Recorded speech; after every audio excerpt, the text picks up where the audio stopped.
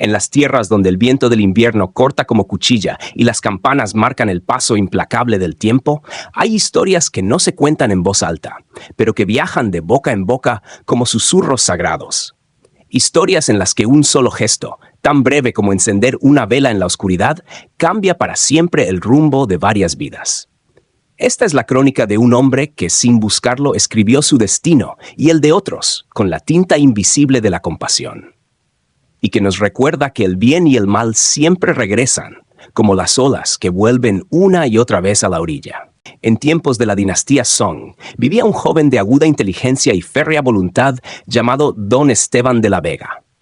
Desde muy joven se distinguió por su constancia en los estudios, pasando noches enteras a la luz de una lámpara de aceite, repasando cada página de los clásicos y ejercitando en la escritura hasta que la mano le temblaba. Tras años de disciplina, se presentó a los rigurosos exámenes imperiales, donde solo los más dotados y perseverantes lograban destacar. Superó cada prueba con una precisión impecable, ganándose el título de Jinshi, un honor reservado a una élite mínima. El emperador, complacido con aquel joven que reunía talento y rectitud, le confirió la responsabilidad de gobernar la remota comarca de Sierra Clara, tierra de montañas escarpadas y nieblas persistentes. El nombramiento era tanto una recompensa como una prueba, pues dirigir una región tan apartada exigía más que sabiduría, requería resistencia, juicio y una calma inquebrantable. En su viaje de regreso para tomar posesión del cargo, Esteban emprendió la travesía por un angosto sendero de montaña. El camino, serpenteante y cubierto de hojas húmedas, se tornaba cada vez más solitario. A medida que el sol descendía, la luz se disolvía lentamente en un crepúsculo frío hasta que la noche cayó de golpe, como si alguien hubiese apagado el cielo. No había luna, y la oscuridad era tan densa que los contornos de las rocas parecían borrarse. Cansado y con el cuerpo entumecido por el viento, buscó algún refugio. Tras un largo trecho, vislumbró la silueta de una pequeña posada, una construcción de madera desgastada, con una lámpara parpadeante en la entrada. El aire olía a humo y a leña recién cortada. Al abrir la puerta, el chirrido de las bisagras resonó en la penumbra. El posadero, un hombre delgado con manos agrietadas, lo miró con una mezcla de incomodidad y cautela. Tras un breve silencio, habló con voz baja pero firme. «Disculpe, señor. Estamos completamente llenos. Quizá pueda buscar alojamiento en otro lugar». Esteban lanzó una mirada rápida al exterior. Fuera, el mundo era un abismo de sombras. Más allá del umbral, no había ni un resplandor, ni una casa, ni siquiera el eco de un paso humano. La montaña se cerraba sobre sí misma como una boca silenciosa. Con tono grave y decidido, replicó. «¿Y a dónde quiere que vaya con esta oscuridad?» «No, señor. Esta noche dormiré aquí, aunque sea en un rincón del suelo». El posadero bajó la vista, comprendiendo que aquel viajero no aceptaría un no por respuesta. Inspiró hondo, como quien se rinde ante lo inevitable, y con un gesto lento asintió. «Está bien. Duerma usted en mi pequeño cuarto. Yo me acomodaré en cualquier rincón que encuentre». Esteban aceptó sin más y se acomodó en la humilde habitación que el dueño le había cedido. El lecho era estrecho, las paredes exhalaban olor a madera vieja y humedad, pero ofrecía algo que en ese momento valía más que cualquier lujo. Un techo sobre su cabeza y un lugar donde cerrar los ojos sin sentir el látigo del viento nocturno. Pasada la medianoche, un leve retortijón lo obligó a levantarse para ir al retrete exterior. El aire, frío como un filo de acero, le golpeó el rostro en cuanto cruzó la puerta. Caminó por el patio a oscuras, guiado apenas por el resplandor débil de una lámpara que colgaba junto a la cocina. Fue entonces cuando, en un rincón cubierto de sombra, distinguió una figura encogida. Un joven estudiante, vestido con ropas finas pero empapadas de rocío, tiritaba sin control. Sus labios estaban amoratados y una tos seca le sacudía el pecho. La palidez de su rostro era tan extrema que parecía tallado en cera. La fragilidad de aquel cuerpo decía más que cualquier palabra. Estaba gravemente enfermo. Esteban se acercó con paso decidido, inclinándose para mirarlo a los ojos. «Hermano, así no puedes seguir. Con este frío no llegarás a ver el amanecer. Ven conmigo, dormirás en mi habitación. Allí tendrás calor». El joven, con voz apenas audible, murmuró. «No, señor, esa cama le pertenece. Yo puedo soportar hasta que amanezca». La negativa, débil pero obstinada, encendió en Esteban una resolución aún mayor. «Basta de palabras. Si pasas la noche aquí, la perderás para siempre. Vamos. Sin darle tiempo a replicar, lo ayudó a incorporarse, sosteniéndolo por el brazo como quien rescata a alguien del borde de un precipicio.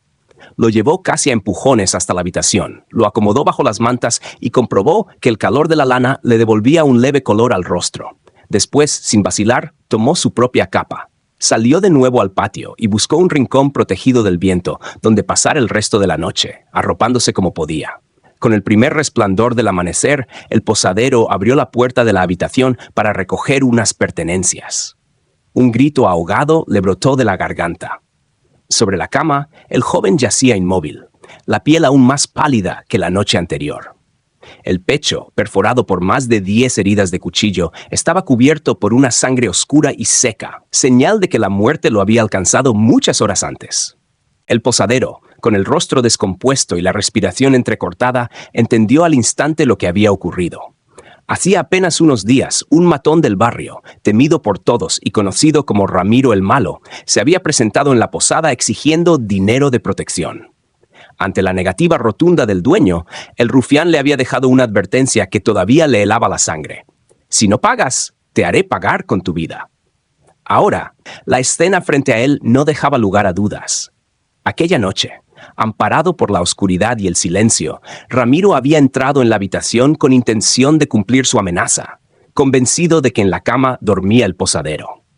En su ceguera homicida, había clavado la hoja una y otra vez, sin saber que su víctima no era el hombre que odiaba, sino un pobre estudiante que nada tenía que ver con la disputa.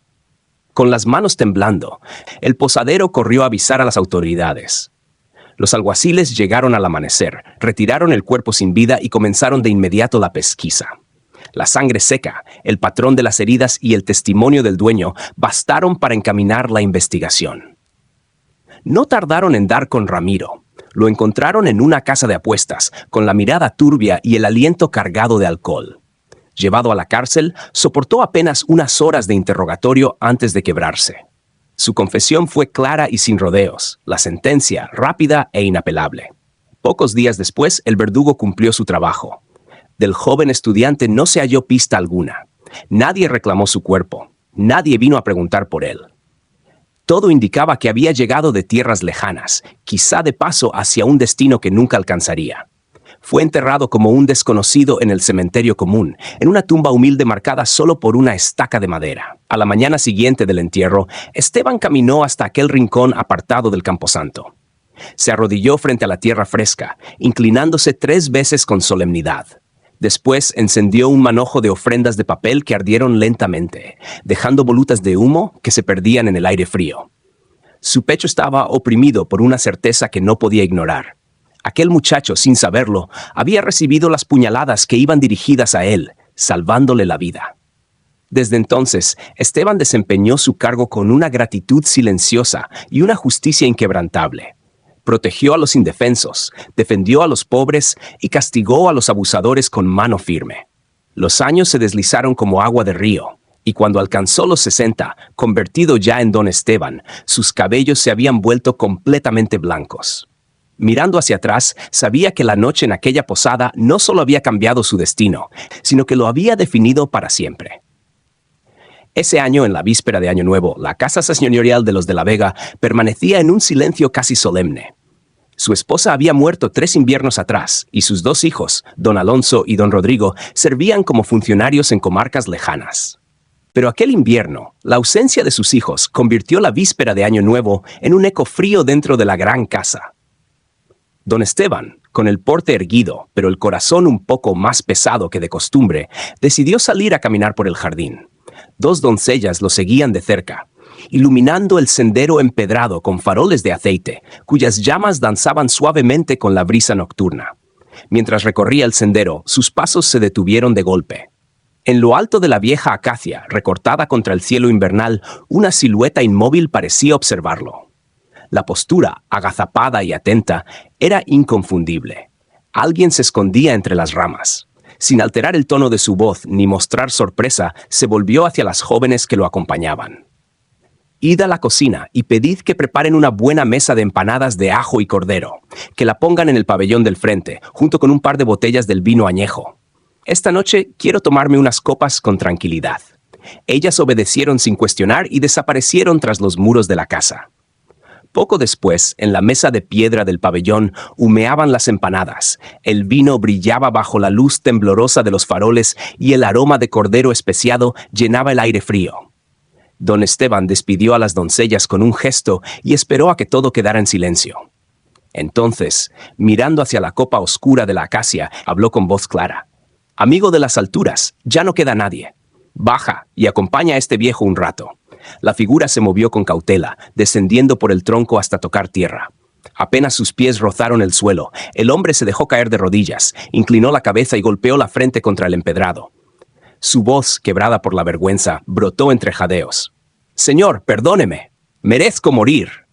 Don Esteban entrecerró los ojos, observando el rostro oculto por la penumbra, y en un instante lo reconoció. «¿Qué demonios? Don Mateo, ¿tú aquí?» Era su vecino de toda la vida, un hombre con el que había compartido más de una copa y largas conversaciones en el pasado. Ahora temblaba como un niño atrapado en falta. «Sí, soy yo», balbuceó. «He perdido la cabeza». El anciano le tomó el brazo y lo obligó a incorporarse. «¿A mí qué me importa atraparte? Siéntate». Lo empujó suavemente hacia el banco de piedra, llenó una copa con vino caliente y se la colocó entre las manos entumecidas. «Bebe 3 tragos, calienta el cuerpo, y cuéntame, ¿es que no tienes con qué recibir el año?» Don Mateo sostuvo la copa como si temiera que el calor del vino se escapara entre sus dedos. Sus manos, rígidas por el frío y la vergüenza, temblaban sin control. De pronto, su voz se quebró y las lágrimas comenzaron a correrle por el rostro curtido. «Señor, en casa me espera mi madre, que ya pasa de 70 inviernos. Este año, la riada se llevó nuestras tierras. El agua arrasó la huerta y el campo quedó cubierto de barro y piedras. No cosechamos ni un grano, y las pocas monedas que guardábamos se fueron en remendar el tejado antes de que se desplomara. Ahora, con el año nuevo encima, no me quedó más que hacer algo tan vergonzoso como esto». Don Esteban, que lo escuchaba sin interrumpir, dejó escapar un suspiro largo, como si aquella confesión le pesara más a él que al propio Mateo. «La culpa es mía», dijo con voz grave, «por no cuidar como debía de mis vecinos. Si hubiera estado atento, nunca habrías llegado a este punto». Abrió su bolsa de viaje, extrajo un talego de cuero y lo depositó con firmeza en las manos heladas de Mateo. El peso del metal resonó en el silencio del pabellón. «Aquí tienes 20 onzas de plata. Con esto comprarás arroz y carne para tu madre, y tendrás para pasar unas fiestas dignas. Guarda lo que sobre y monta un pequeño negocio, algo que te dé sustento sin manchar tus manos. Pero prométeme una cosa, no vuelvas a tomar este camino. Si algún día caes en manos ajenas, cargarás para siempre con el nombre de ladrón, y tu madre llevará en el corazón la vergüenza que la lengua del pueblo no perdona». Mateo, ahogado por la gratitud y la humillación, volvió a caer de rodillas. «Señor, usted me ha salvado la vida. Aunque me maten, juro que jamás volveré a hacerlo». Cuando hubieron terminado de comer y beber, don Esteban se levantó, tomó un paño grueso y en él envolvió un buen trozo de carne seca junto con otros manjares de la mesa. Luego, condujo a su vecino hasta el muro lateral del jardín, donde la sombra de los cipreses ocultaba cualquier movimiento. «Vuelve por aquí», dijo en voz baja. «Así nadie te verá». Don Mateo, con los ojos enrojecidos y la voz perdida, le hizo una última reverencia, saltó el muro y se perdió en la oscuridad de la noche. Pasaron 8 inviernos. Don Esteban, ya anciano, entregó su vida al tiempo y fue enterrado con los honores que el pueblo entero consideraba justos. Aquel día, las calles se llenaron de vecinos y curiosos, todos deseosos de despedir al hombre que había gobernado con rectitud y mano generosa. Entre la multitud apareció el venerable Fray Bernardo, abad del célebre monasterio de San Lorenzo de la Montaña, seguido por un grupo de monjes que portaban abundantes ofrendas. Cuando el anciano abad llegó frente al féretro, se arrodilló lentamente, inclinó la cabeza y con un sollozo ahogado rompió a llorar con una pena tan honda que el silencio se volvió absoluto a su alrededor. Don Alonso, primogénito de don Esteban y ya convertido en alto funcionario del reino, sintió un estremecimiento al ver al anciano abad arrodillado ante el féretro. Se inclinó con respeto para ayudarlo a incorporarse, sosteniéndolo por los hombros, mientras sus propios ojos buscaban respuestas en aquel rostro surcado de arrugas y lágrimas. El venerable anciano, con la voz entrecortada por la emoción, lo apartó discretamente hacia un rincón apartado de la multitud. Sus manos, delgadas pero firmes, apretaban las de Alonso como si temiera que al soltarlas se desvaneciera el momento. «Señor», murmuró con un hilo de voz, «antes de vestir este hábito y entregarme a la vida monástica, me llamaba Mateo. Fui vecino de su padre, en la misma calle donde la sombra de la vieja acacia tocaba la tapia de su jardín. Hace 8 inviernos, en la víspera de Año Nuevo, la desesperación me llevó a colarme en su casa para robar. Me oculté en lo alto de aquella acacia, esperando la ocasión. Y fue su padre quien, en vez de entregarme a la justicia o expulsarme a puntapiés, me invitó a bajar, me sentó a su mesa, me dio de comer, me puso en las manos 20 onzas de plata, y con ello salvó la vida de mi madre y la mía».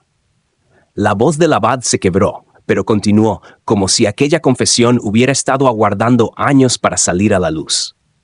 Poco después, cuando mi madre falleció, comprendí que no podía seguir viviendo como hasta entonces.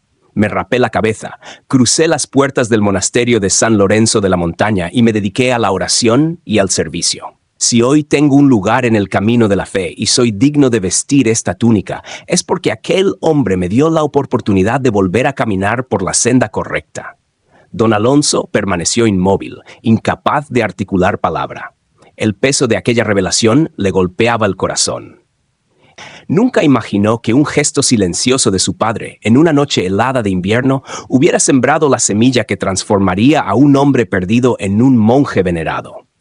Y en el silencio que siguió, comprendió que si en aquella lejana noche de la posada su padre no hubiera cedido su cama a un joven enfermo, quizá la cadena de causas y efectos que había llevado a ese instante jamás se habría puesto en marcha. Porque los hilos invisibles que unen las vidas de los hombres son más fuertes que el hierro.